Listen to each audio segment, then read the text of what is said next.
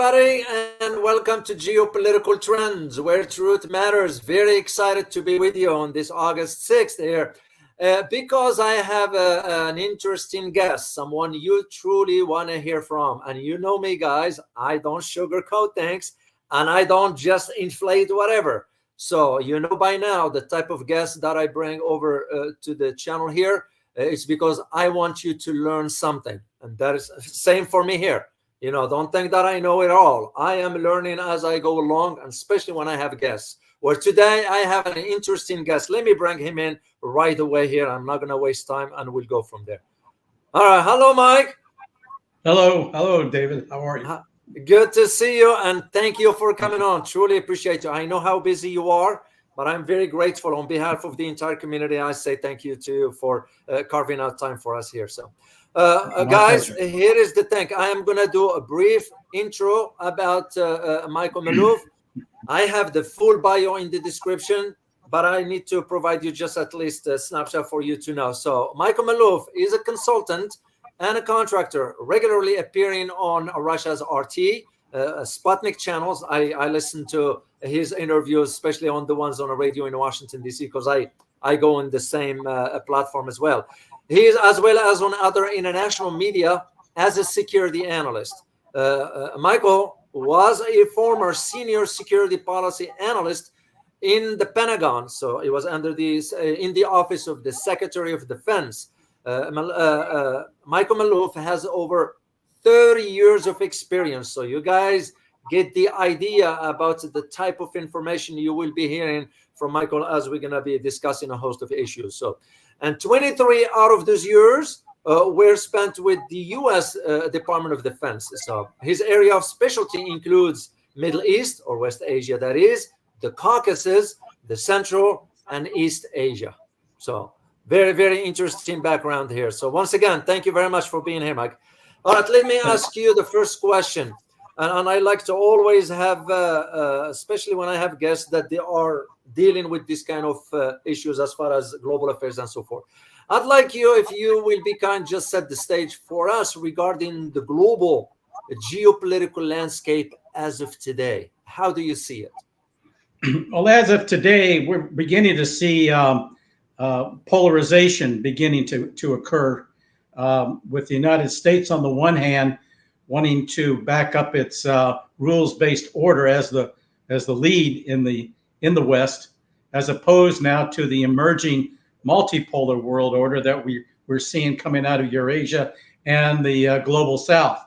And a lot of this has been foisted on us because of U.S. policies and its hegemony over time, particularly through expansion of NATO over the years, and now with NATO wanting to expand into the Pacific, and countries, and the fact that the United States, particularly the United States, has used the dollar and its Western financial system to sanction other countries, even our allies and companies within our allies, for its own foreign policy purposes. That represents extraterritoriality, if you will, and they've gotten a little tired of it, because sanctions have hurt people. And that's why you're now seeing them, some 40 countries now wanting to divest themselves of dollars and the Western financial system and ease more into and away from the and create the BRICS countries, which are Brazil, Russia, India, China, South Africa. Plus, and some 40 countries now want to do this. Just a few years ago, there were only 5. Now, what BRICS has done is attract countries which have tremendous resources, and the dollar, which is fiat currency, is not supported by gold or tangibles, as we would call it. And these other countries are gravitating more and more toward that. That's why you're seeing, and as a consequence of our hegemony, our use of economic warfare against other countries, meddling in other countries' internal affairs to the extent that we have, even so far as overthrowing other governments, and participating in it, like we saw in Ukraine in 2014.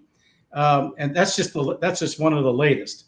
The other countries are recoiling. They've had enough of it, and that's why you're now seeing this multipolar world order. And what's unfortunate is that even though we have wanted to keep a wedge between Russia and China, our policies have actually driven those countries closer together as a consequence. Indeed. And that's what we're seeing today. Indeed. And we're going to get back to NATO because especially when you mentioned about NATO expansion into Asia, I'm going to get back to that later on as we move forward. So, I enjoy your cigar, Mike. I wish I had one.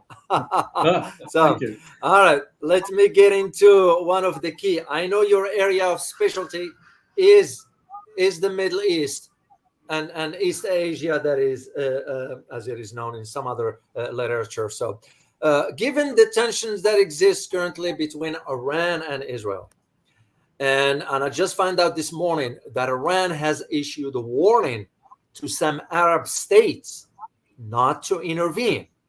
And I know which state they're referring to. I mean, we can cite them: Jordan, Saudi Arabia, Egypt. Those are the main three, and even Iraq. But this message was given to Iran, to Saudi Arabia, Jordan, and Egypt. Well, Egypt came forward and stated they are not going to intervene. Doesn't matter what happened. They are not going to intervene. My question to you, Mike, is how do you see, first of all, how will Iran conduct its attacks on Israel? Well, if they attack, and they've stated that with certainty they're going to do something. It will depend upon how they go about it. The last time was, I believe, in April when the Iranian consulate in Damascus was hit by the Israelis. It took them about 2 weeks to finally respond with that 300 plus UAVs and drones and ballistic missiles. What I think was astonishing everybody, even in the West, is the fact that they had that capability to be able to reach from Tehran to Tel Aviv. I don't think people really had given them that kind of that credit until it actually happened.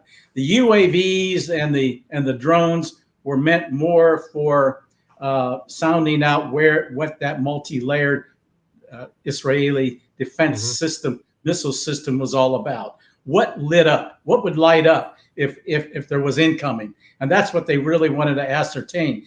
But the real damage that was done was when they shot their ballistic missiles and hypersonics at particular military sites, and they were successful. And that goes virtually unreported in the West. But they were successful. They sent their message. And at a fraction of the cost, I might add, as to what the West spent in defending Israel. But what it did show is that the Israeli defense system could be penetrated, and that there are vulnerabilities.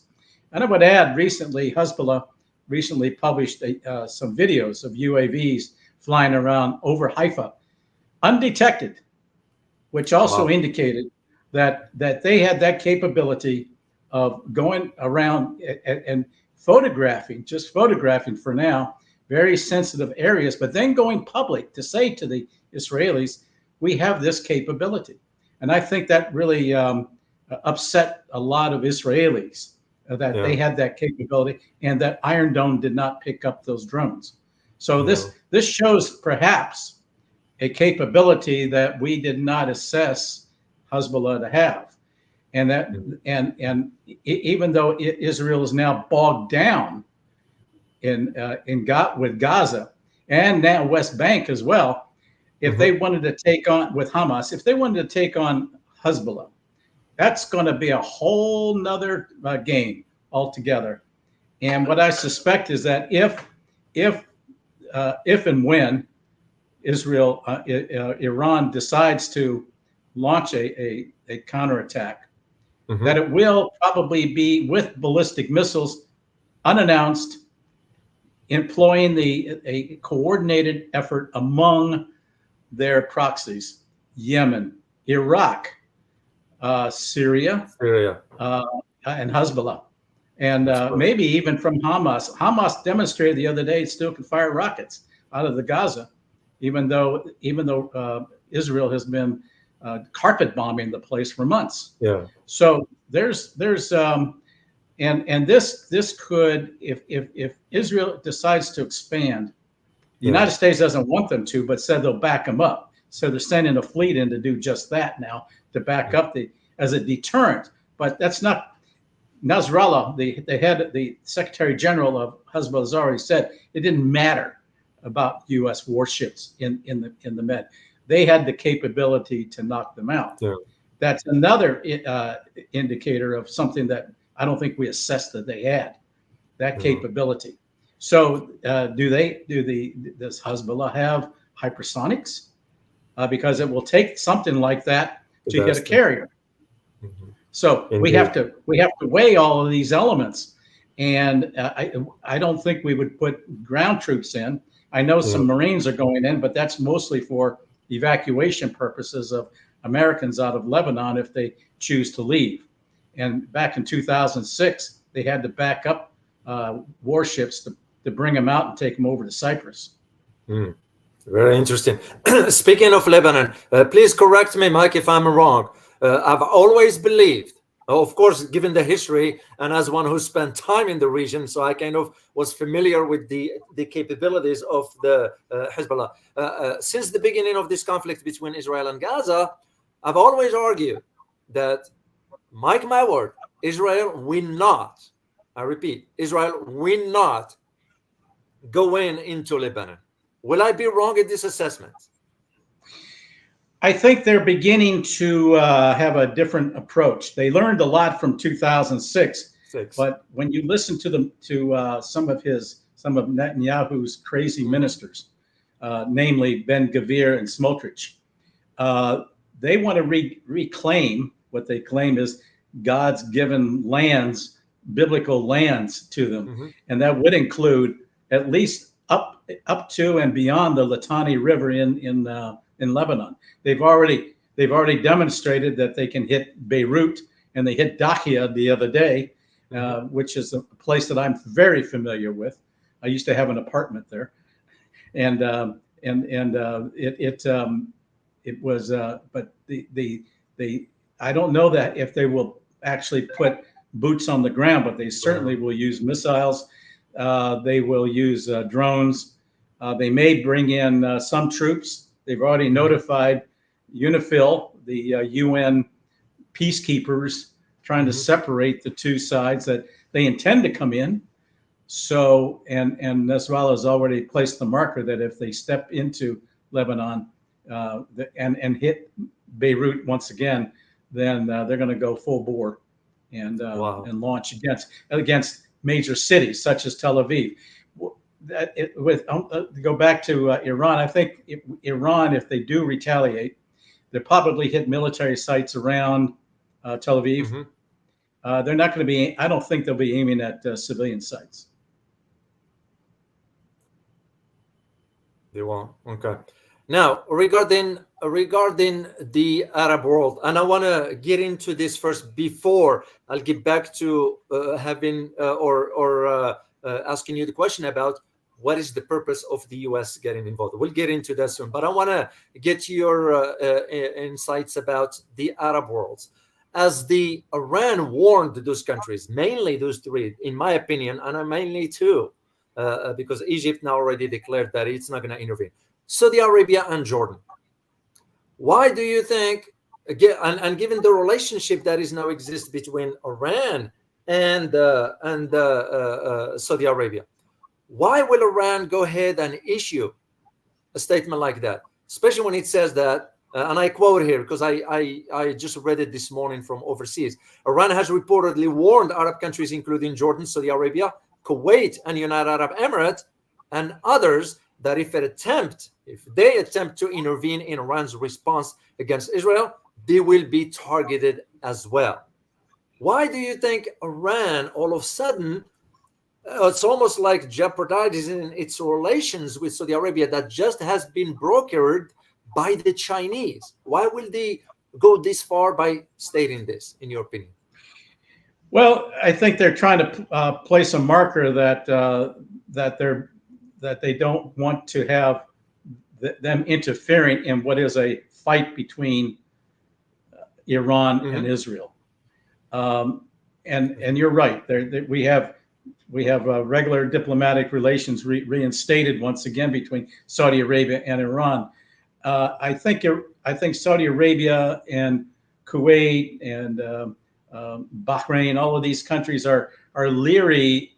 They're supportive of wanting to have peace there, but they don't want to have the tensions that existed. And what they would like to do is have the turmoil in Gaza subside and reestablish relations with Israel, and because they have other designs in the region. But you see, the problem is that all of these countries that you just mentioned have U.S. bases on them. So and if those bases are used to shoot down Iranian missiles, then Iran feels that they will be compelled to respond to those bases. There are some 35 U.S. facilities surrounding Iran. Someone once joked, we have 35 bases in the Middle East, and someone put Iran right in the middle of them. But when you look at the map, that would include bases in Saudi Arabia, Kuwait, UAE, Bahrain. They're all into the Sunni-backed countries. Now, the fact that Egypt, which is now having this major experience with the Israelis, and the Israelis are very hard over with the Egyptians with respect to Rafah. Now they're beginning to show a different turn, and you're also seeing Turkey now saying that they will go to war against Israel if this continues. So you're beginning to see a coalescing of the Sunnis with the Shia, and that when you get the whole Islamic world against Israel, then Israel really has a problem. Up until now, it's just been the Shia, but things are evolving, and the more hard line and the continuous bombing that Israel displays and hitting Gaza, and then wanting to push forward militarily into Lebanon. I think you see that then gets into areas of influence that the Saudis have always cherished, and also into Syria. Syria is 80% Sunni. So so it's a real balancing act on the one hand, but that's why there's a concern about a regional war. And if Israel attacks Iran with a lot of firepower and wanting to bomb their nuclear sites, that has the potential of bringing the Russians in, because and the Turks.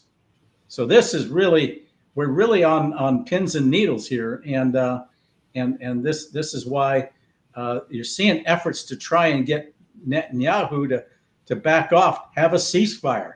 But but even though the United States is led by Netanyahu in turn is led by his ministers, Smotrich and Ben Gvir, without whom in his cabinet his government would fall, and he would be out of office and subject to prosecution for outstanding legal issues.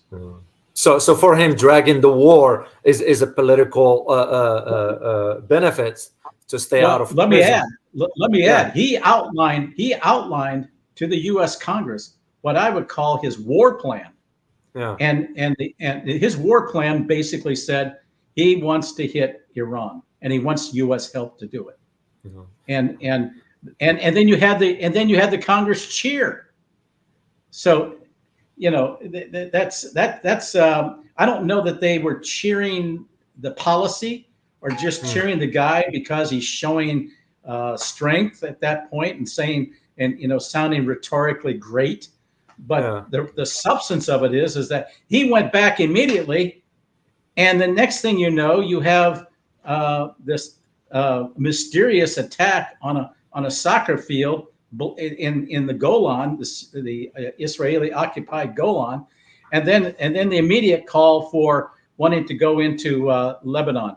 So there's something. This all seemed to me to be prearranged and orchestrated in cahoots with the United States. Very interesting when you said how events happen. Events don't happen in a vacuum. And my point and I don't believe in coincidences. I don't either, especially in these matters of geopolitics. I look at it just, for example, what's going on right now in the UK.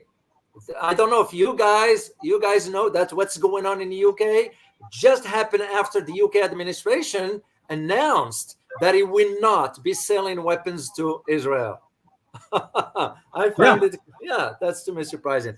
Let me go back to your earlier point before we jump into Russia, because Russia's role in this, very interesting. But I want to get your point on the US. Why is the US announcing that we will support Israel when it has nothing to do with our interest? Why the heck are we going again for another conflict in the Middle East that we all know, like we haven't learned anything from Iraq, we haven't learned anything from Yemen, we haven't learned anything from Afghanistan? Why are we doing this? Well, you have neoconservatives in both the Republican and Democrat parties that have pushed these agendas, these narratives. They want to back Israel. We've always looked at the Middle East through the prism of Israel, never looking at Iran for Iran's sake. It's always been, how would it that's what we did in 2003 with respect to Iraq when we invaded, and there were warnings. I was one of the few who said we shouldn't be going into Iraq because it will create a power vacuum that will in turn allow the Iranians to fill it, and there is no. And I also, because I was in the area that I was involved in, we didn't see the WMD that the administration was touting as a basis to go in, and we said so, and immediately we became isolated in our own work, and because we were not team players, and as a consequence, no operational WMD was found. Yeah, you found some stuff on the shelf and stuff like that, but nothing operational. So and we haven't learned from our multi-trillion-dollar expense in Iraq or Afghanistan, and we're still suffering from that. As a result, we have we're now accumulating a $35 trillion debt that we have no way of paying off. Yeah. And so these have accumulative effects. All of our actions have consequences, and we don't realize that. Well, all we do is react to events. We have no strategic thinking at the helm. Indeed. And this is what's really problematic. And I don't see it forthcoming, perhaps in either administration. Hopefully, if Trump gets elected, he will have learned not to rehire these neocons that wanted to push him into going to war against Iran and giving him a blank check for Israel. But even Mike, even with Trump, there's a lot of voices. I'm one of those. I argue that the guy is not qualified to be president, first of all, has no understanding of what global affairs are all about. And third element, he's already giving in to Israel. So my assumption is that once he becomes a president, if he becomes president, so it's carte blanche for the Israel to do whatever. And that's when my fear. I have a theory. Yeah. He's learned a lot from his first term. He gave Bibi Netanyahu all that he wanted. He pulled out of the JCPOA, the Iranian nuclear deal, and look what happened. They were in compliance at the time in 2018. Indeed. And as a consequence, because we pulled out of this agreement, no other country ever wants to enter into any agreements with us again. That and for other reasons. The promises on NATO expansion, all of these agreements we made, we threw them out. All of our arms control agreements, we have pulled out of them. So no country wants to enter into anything with us, into agreements any longer because of our past actions, and we have done this to ourselves. and as a result, I think what Trump may do. Now, this is my theory, that because if he wins, he will not be able to run again. And he's a real estate guy, and he wants to protect Trump International. I think he's going to look more toward working with the Saudis if he's in the administration. And the and the Saudis want two-state solution. They want normalization. They want to reestablish the Abraham Accords, and because that was the way. But this time you have to figure out a way to deal with the Palestinians. Before, that didn't happen, and this is one of the stipulations that Crown Prince bin Salman has been stipulating, that you have to have the two-state solution. He wants to go back to the 67 borders. I doubt that will happen. I doubt it either. No, especially with Smotrich, and Ben Gvir. They're an interesting duo. They basically they're really representing another faction within Israel that is against the mainstream government. They are basically Sumerians and backing the settlers 100%. And the settlements have already been decreed and determined to be illegal under international law. Yet they're the ones who are pushing the settlements into the West Bank and ultimately into Gaza. They want to move all the Arabs, all of the Palestinians out of those regions completely and open them up only for Jews and the settlers. And this is perhaps creating, and now they want to draft the more ultra orthodox. I wouldn't have them in my military because you wouldn't be able to rely on them. So consequently, I think it's tearing the internal fabric of the country apart. So there is the potential for civil war even within Israel. Yeah. Well, yeah. I mean, regarding the Saudis, if Trump will go into that direction, I mean, I was aware of one delegation from Israel that traveled to Saudi Arabia, even though you and I know how the Saudis feel about the presence of Jews on their land. Yeah. And even though the conversation was sensitive at that time, nobody knew about except some of us who were inside at the time. And it was the argument as to, can a deal works out between Saudis and the Israelis as far as diplomatic relations, whatever. This is, I believe, why the Saudis or why the Iranians issued the warning, even to Saudis, despite they just broke out a sort of reached an agreement between the two. Well, I think it also has to do with the fact that if U.S. bases respond to the Iranians, from Saudi Arabian soil, they're going to be attacked. So they're probably giving them fair warning. Well, it's and fair, now some countries have said, like Kuwait. Yeah, I think Kuwait has basically said already, you cannot use your bases to attack Iran. Yeah. Now, I haven't heard that yet from Saudi Arabia. Well, Saudis are wishy-washy. Saudis and United Arab Emirates are wishy-washy. We all know how they're seeing which way the winds are blowing at any given moment. Indeed, Mike. So, I want to get your take while we're still in that region before we move elsewhere. I want to have your take about the role behind the scenes of Russia. If those who understand international affairs or geopolitics, there is no way that the Russians will miss this opportunity, geopolitically speaking. So I am aware of a trip by the intelligence officers from the GRU to two locations. One of them is Yemen, one of them is Iran. So is this, in your opinion, and given that, by the way, Russia has already delivered, to my knowledge, some sort of advanced weapons, but this one's to Yemen, the H group, the Houthis, the anti-ship missiles. Is this, in your opinion, a development that suggests that Russia is telling Iranians, we have you back? Go for it. Oh, yeah, absolutely. I think it also stems from the fact that the West has been supplying weapons to Ukraine as proxies. So Putin's response has been, okay, if you're going to help my enemy, I'll help your enemy.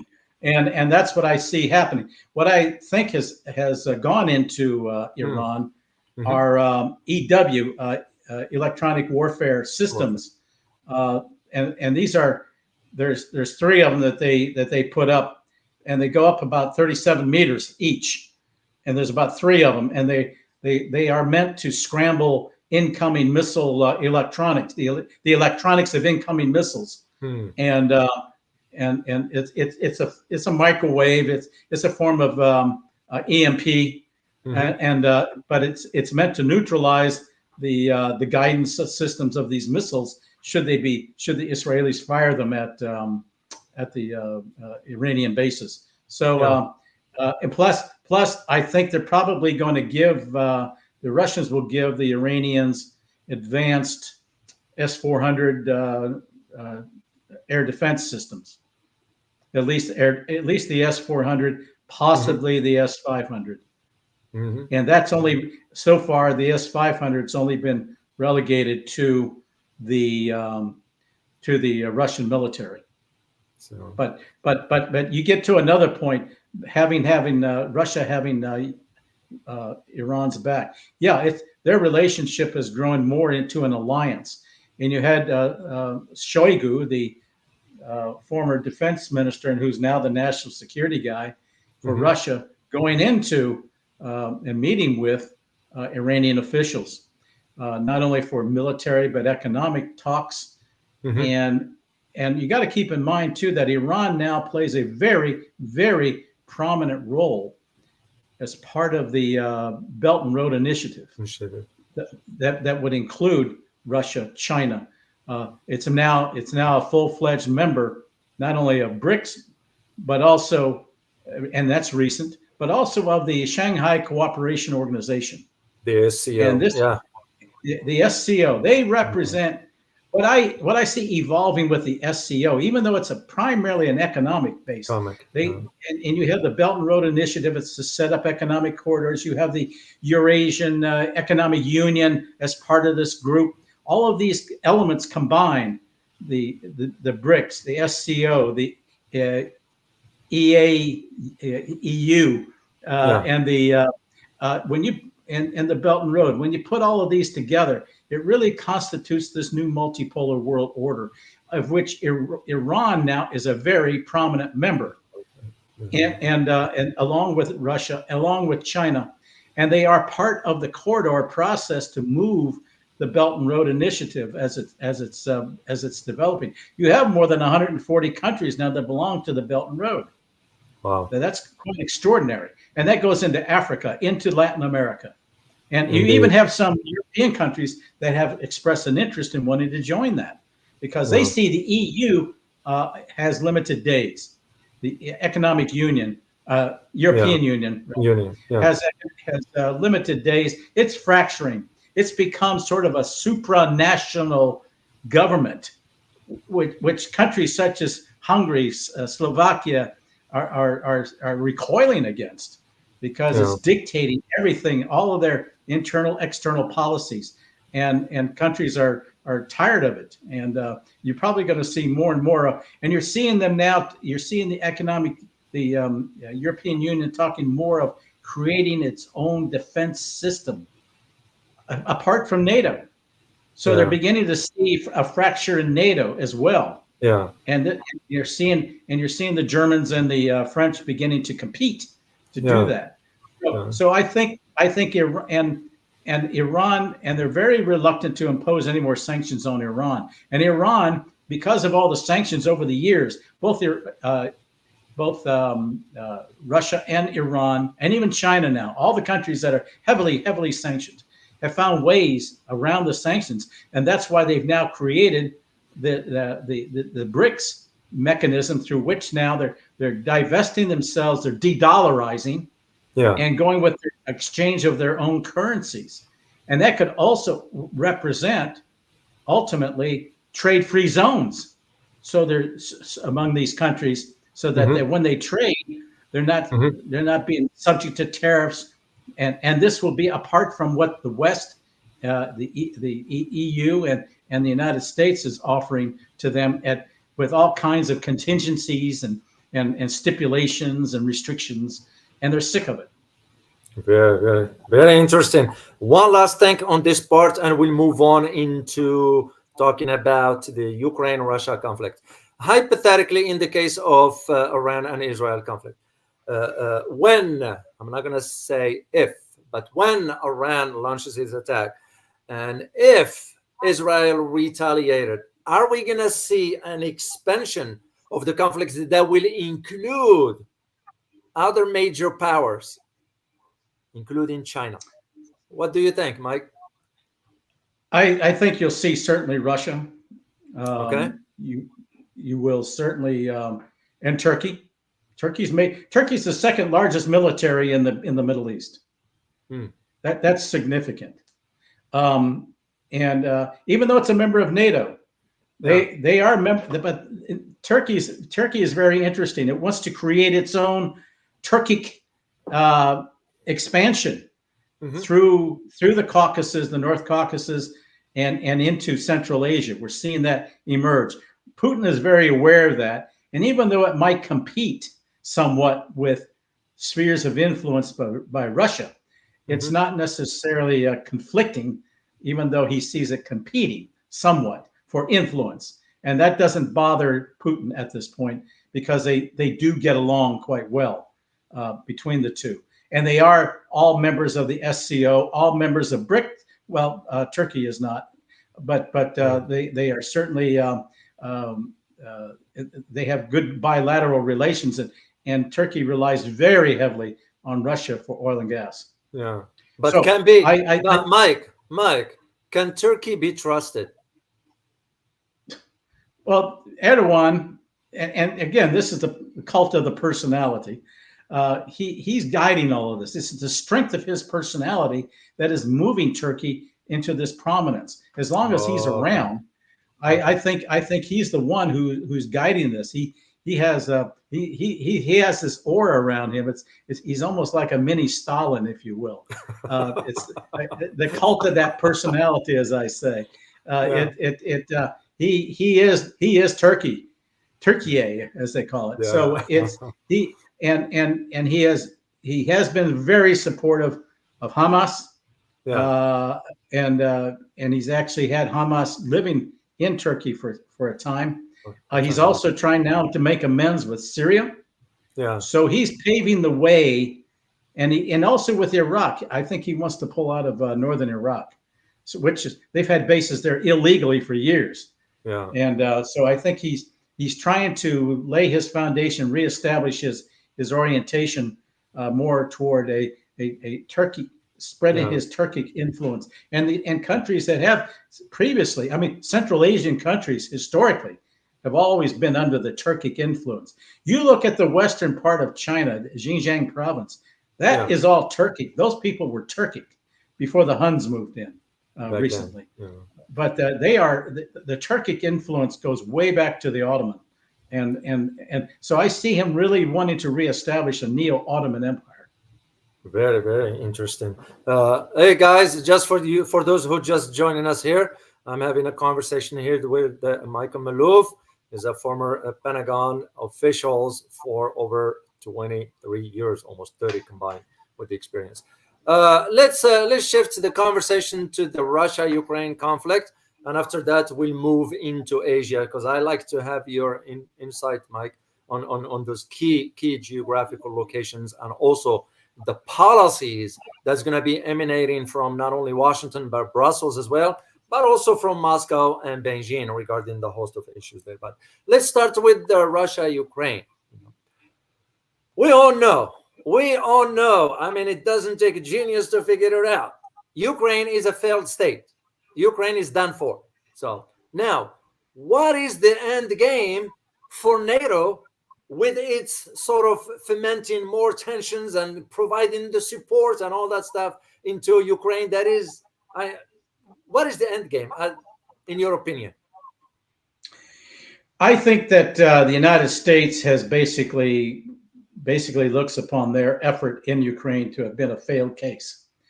That's why you're beginning now to see them working on Armenia, working through the Transcaucasus areas.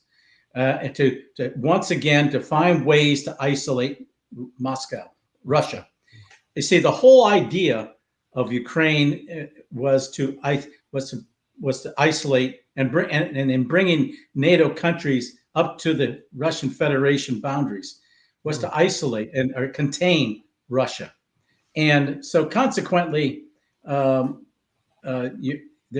United States is making yet another effort to go through the Transcaucasus, to work with Azerbaijan and Armenia, and to try to move its influence into those regions.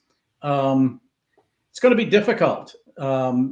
It's going to be difficult because these people also see how we're now treating such countries as Georgia, the country of Georgia, in which we used to do military operations. Now we're sanctioning them again because they dared to pass their rules on foreign agents in the country. We have similar rules, but they did it, which identifies how much monies are coming in from abroad into NGOs, and we do the same thing. If it's a government, we don't do it on private entities, but entities that are associated with government, we do it. That's what Michael Flynn was indicted on a few years ago. He was working through a Turkish company that had ties to the Turkish government.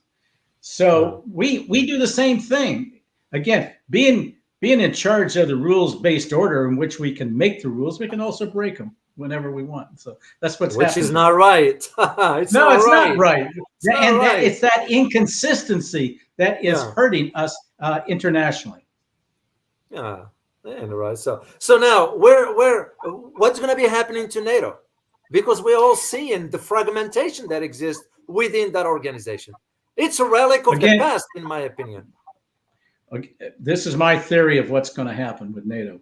I think if Trump comes in, the NATO countries, such as the Scandinavian countries, they're going to begin looking less at a cohesive NATO, because 32 countries can no longer agree in unison on one thing. It's impossible.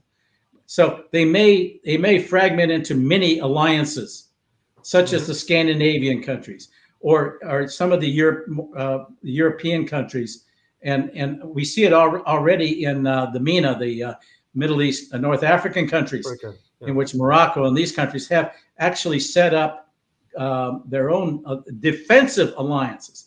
And that's what NATO has gotten away from. It's gotten away from being a defensive alliance into an offensive alliance. And this is why when you have nuclear weapons on your soil and all that, you're no longer a defensive country. And when you're moving in missile systems aimed at Moscow, those are offensive. Even the anti-missile systems that we wanted to install in Romania and what have you, they could be turned around and used to launch Tomahawks. That makes them offensive. Russia knows that. That's why they're now bringing their own. That's why they basically said, okay, you tore up the INF, the Intermediate Range Treaty. So we're no longer going to adhere to it. And they're going to be moving hypersonics into Kaliningrad and what have you, which puts them even closer to Europe. Europeans must realize the gravity of what they're agreeing to, particularly in Germany. Germany has agreed to take these missiles, and the people have not voted on it, and they're really upset about it. It's the leadership, and I make a distinction between the leadership and what the people want. That's true. They do not represent what the people want, and that makes them prime targets at all times as a consequence. Now, one of the reasons why the United States tore up the INF, even though they made a baseless claim that Russia had violated it, is that the other countries now have developed intermediate missiles, and they would like to include China, Pakistan, India. They all have that, even North Korea, which good luck on that. But all these countries have intermediate ballistic missiles now. And at the time we had the INF treaty, was only with Russia, then Soviet Union. It was a bilateral arrangement. Now we're seeing, now these other countries have it. and it makes it virtually useless. And but as a practical matter, when we get Germany and Schultz, the chancellor, is so weak, agrees to have missiles like that installed, that gives NATO that offensive capability that people should be alarmed about, because that's putting hypersonics aimed right at them. Not the United States so much, but they're the ones who are on the front lines. Yeah, well, that's why some countries don't understand that when we say, "Yeah, we support you," that doesn't mean we're going to fight on your behalf. They don't get it. There you have it. Yeah, well, it's a serious problem, and I think people are coming to that realization that the United States drove them to this predicament, had them wean themselves from their reliance on Russian energy, and now they're having to grope around the world looking for new forms of energy. And what the United States offers is so expensive that they realize that they're being economically bilked and extorted as a consequence. And it only benefits the United States. It's not benefiting them. Yeah, well, like I always say, Mike, Europe is like a child that never grows up and is always in constant need of direction and discipline. That's how I've always viewed Europe. Because, I have family lives in Europe. I have family in France, Germany, Holland, England, and so forth. And especially the ones in France. I've always used to argue with the family. Anytime I go and have dinner and we chat, and you always hear the president. At that time, I remember it was Jacques Chirac when he was president. Then he came François Mitterrand after him. Then Valéry Giscard d'Estaing. Then François Hollande. All of them talking about we need to build our own defense. It was nothing but a talk. It was nothing but a talk. And I told my family, they ain't going to move forward. You guys are so weak. You don't have a political will to stand on your feet to say to the Americans, no, we're not going to do that. Angela Merkel, when she was a chancellor, she was the only one, in my opinion, able to tell the Americans, no, we're not going to do that. That's why she maintained her good relationship with the Russians at that time. Well, she ruled very well, and her absence now is being really felt. Because Schultz is so weak. And Macron cannot, even though he wants to be in charge, he's awful. He doesn't even have internal support. He's awful. So Europe is in trouble. EU is fracturing, and even though it wants to be a supranational bureaucratic overlay of nation states, that's beginning to grow thin as well. And I think you're going to see more countries increasingly rebel against it. Very interesting. Let's shift to Far East, and especially I want to use a term you mentioned it earlier, Mike. It has to do with NATO becoming an offensive alliance, not a defensive. And this cannot be more clear than NATO's plan in Asia. So why the heck is NATO going to establish an office in Tokyo? And why are we fomenting tensions in the Far East? Is that where the next conflict is? NATO is, under Stoltenberg especially, has been an entity trying to reestablish its identity after the end of the Cold War. You see, when the Cold War ended, NATO stayed, but the Warsaw Pact went away. And as a consequence, NATO expanded some 5 to 7 times, and up to the Russian border, and that's against. Get this: 3 presidents, a Secretary of State promised that wouldn't happen. Secondly, there are a half a dozen agreements that the West agreed to with Russia, on the issue of what we call indivisibility, that you don't arm the West at the expense of the East. But that's precisely what happened. And we threw out all of those agreements by moving NATO the way we did to the border. Though that's an offensive effort. And so consequently, since NATO is not, unless and until NATO breaks up, I think the SCO is going to become the Eurasian version of a it's like security alliance. A defense alliance. Yeah, I think so. Very true. Well, because if we go with your analysis here, Mike, I'm seeing the trend in Asia regarding 3 countries, actually 4: Japan, South Yeah. Korea, Philippines, Yeah. and Australia. Yeah. Yeah. And Australians have already said we don't want NATO in there. Yeah, but Australians, they just talk, Mike. I won't trust them. You and I know. We've both been in DC. Yeah, I know. You and I know that the decisions regarding Australia are made in Washington, not in Canberra. Well, I'm not that quite familiar with the internal politics of Australia, but it looks like their prime minister is recoiling against some of the decision making by the AUKUS, and as they want to keep their relationship well with China because of trade. They want to, and secondly, it's I don't see China, I don't see Japan or South Korea or even the Philippines uniting to go up against China militarily. Maybe economically they may compete, but not militarily. That would be a disaster for them. Yeah. And now you have Russia moving into North Korea, which is a very significant move, and that I think will give North Korea a whole new life. And on the one hand, and I think that's diminished the South Korean impetus to work with the United States vigorously in having these military exercises and what have you, because it's aimed at them. And every time we do that with the South Koreans, the North Koreans react.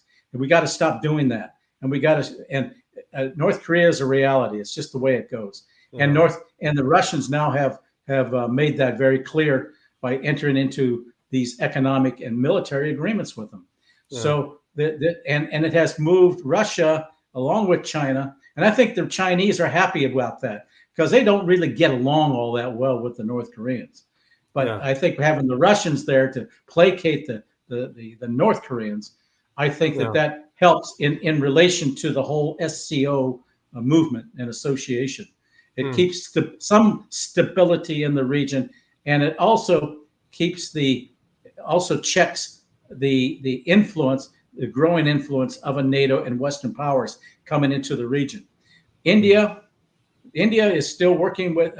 It's part of the SCO. It's part of BRICS, just as BRICS includes both India and China. So I see them trying to work things out politically with some of their disagreements, and we also see India's relationship with Russia becoming solidified, and that really upset the United States recently when Modi, the prime minister, gave Putin a big bear hug. I remember seeing that one. Regarding one key point that I want to have your answer or your input about, when you mentioned Japan and South Korea will stand no chance against China militarily, which we all know. Now, can the same thing apply to the U.S.? Do we stand any chance against the Chinese militarily, given our performance in Afghanistan and Iraq? I don't. We have. I think we have a. That's going to be a difficult one because it depends upon their outreach. We have the missiles, but if we move fleets, carrier strike groups in there, those ships could be easily sunk. It will probably be a duel of missiles. We have submarines, ballistic missile submarines. We still have the edge militarily in terms if we use nuclear, conventional. No. Well, the Chinese also. I don't know how we would fight a conventional war against China. It would be impossible. There's no way. It would have to be nuclear, or not at all. That's why we got to learn to get along with people. I hope so. So in general term, Mike, will it be fair to say that NATO's thinking of the expansion east suggests that that's where the next conflict theater is going to be? They want to include it. The United States has been pushing to move into the Pacific for years. That's why they've been trying to get out of the Middle East, but the Middle East keeps dragging the U.S. back in there. But their shift is more toward the Pacific. But I think there are going to be limitations, and the Chinese right now have more warships than the U.S. does. a lot more, maybe 2 to 3 times more right now. So, and if they wanted to take out Taiwan, all they would have to do is freeze that island or blockade it. Yeah. And nothing will get in or out. They don't have to attack it. And what would the United States do? What would the United States do? Nothing. Yeah. What could they do? Yeah. And I never believed, Mike, that China will embark on a military ventures regarding Taiwan. I mean, how can we say a country is going to invade its own? It's like us invading Hawaii. Just doesn't make sense. A blockade. I see the potential for a blockade. I don't see an invasion. I don't see mass missile attacks. No, I don't see that. But I do see that if I do see potential encounters that if we use Japan and South Korea as bases or Australia to launch from, that then puts them in the bullseye, and they don't want that. They don't want that because they're stationary. They can't move around. We come halfway around the world to create havoc when we should be staying in our own area of influence. I think if Trump gets elected, I think he's going to work with Xi Jinping and with Putin to reestablish spheres of influence. And yet, Mike, I mean, I'm going to challenge you on this, brother. Yes, it was Trump that initiated this whole trade war with China, which I have no understanding as to why the heck will he do that with a market that is so big to create this. I think when you have China wanting to build EV factories in Mexico and then selling those cars into the United States where U.S. workers don't benefit. Yeah. The only answer is to launch tariffs, 100% tariffs on them, maybe 150% tariffs on each vehicle, because our people are not benefiting. We got to think of Americans and their jobs, bringing industries into the United States. Besides that, EVs are not going to be the answer for quite some time. You got to build an infrastructure first, and that has not been built. Besides that, the battery technology still needs a lot of improvement. So there's a lot that needs to go on. You just can't.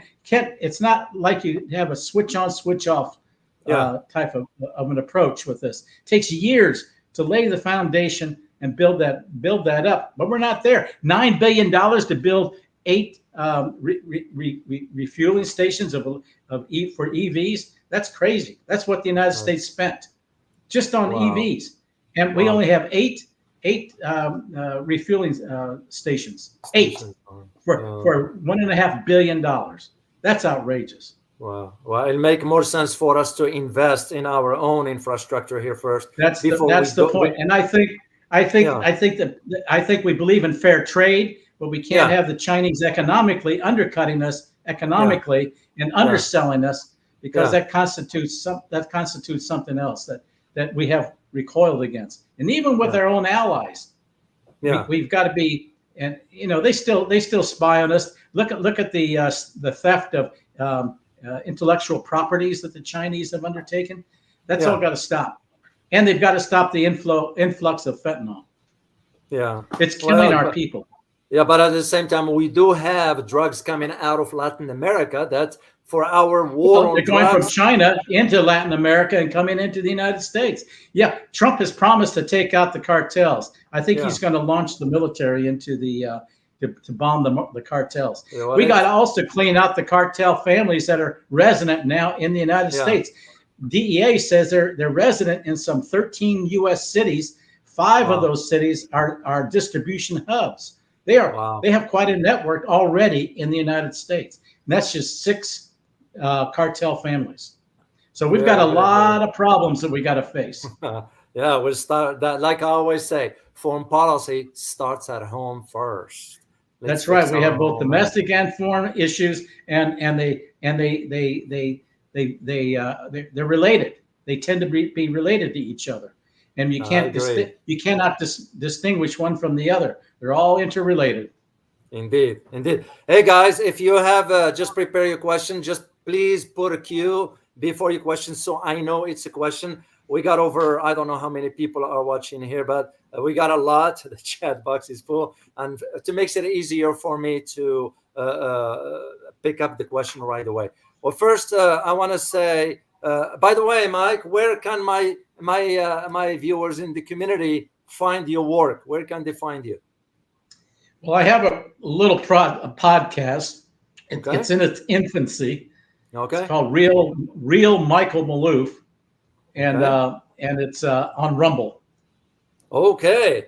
Well, I'll be happy. I'll put the link in the description. Maloof. Okay, I'll put the link in the description, and I look forward to checking that out. I do have an account there as well, and we'll check it out. So, all right, let me first say thank you to Shelley Porter for becoming a channel member. Truly appreciate your kind support. Multipolar World, good to see you, and thank you for your super sticker. Truly appreciate you. And the next person I want to say thank you to is Mr. So-and-so. Thank you very much for your super sticker. You said interview Sayyid Mohammed Morandi. I did send him a tweet message and I never heard back from him. So he's a good friend of mine. Really? I'm trying to get a hold of him, Mike. In fact, I was in touch with him just yesterday. I will be. He's a very busy guy. He is, but I will be happy if you can facilitate that for me. I would greatly appreciate it for the community, if it's possible. I'll send him a note. Thank you so much, Mike. Truly appreciate it. A lot of people do not know that Mr. Morandi was born in the U.S., in Virginia. That's correct. Yeah, a lot of people do not know. So he's an American somehow. So, all right, here's a question. Yeah, go ahead. Yeah. Go ahead, Mike. I was going to say he was born in the U.S. He studied here. He was also in the Iran-Iraq War. Yeah. And he was affected by the gassing and what have you that occurred. Indeed. By Saddam. Yeah, and his dad was a health minister. He was a high-ranking official in the government. Yeah, and he's also a member of parliament. Yeah, I would love to have a conversation. He handles American studies at Tehran University. That's correct. And I did send through that email account, but never heard back. So anyway, let's take first question from Army with Harmony, an avid supporter of the channel. Thank you for being here. Question: how deadly is burning lithium in comparison to burning gas? How close can you stand to one or the other and survive? This is probably pertain to the type of weapons going to be used in Iran-Israel conflict.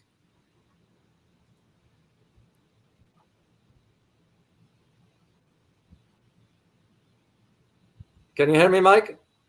Yeah. Okay. I'm not a technical person. Yeah. So I would have to defer on that. But I think any lethality is dangerous to your health. And, so I will yield to the experts on that question. All right. Let's take another question here. Zulfaqar Makani, thank you for being here. Question: where does India fit with Russia and Iran? Well, India fits right in there. They're all members of BRICS. They're all members of the SCO, Shanghai Cooperation Organization. Mm-hmm. They have some political differences. Their networks, their corridors, their trade corridors are all intermeshed with one another now, particularly for the Belt and Road Initiative, and for the BRICS countries. So India is very much involved, and India has it's more of a neutral country. It has more of a standing on the Eurasian side than, even though it like to look westward, but it's much more comfortable in the east. And we've seen this now with its predominant trade being with Russia and with Iran, and we're seeing Modi reaching out to those countries in the global south and in the Eurasian sphere of influence. It's major. It when you put all those people together, they constitute more than what's in the West. Very, very interesting.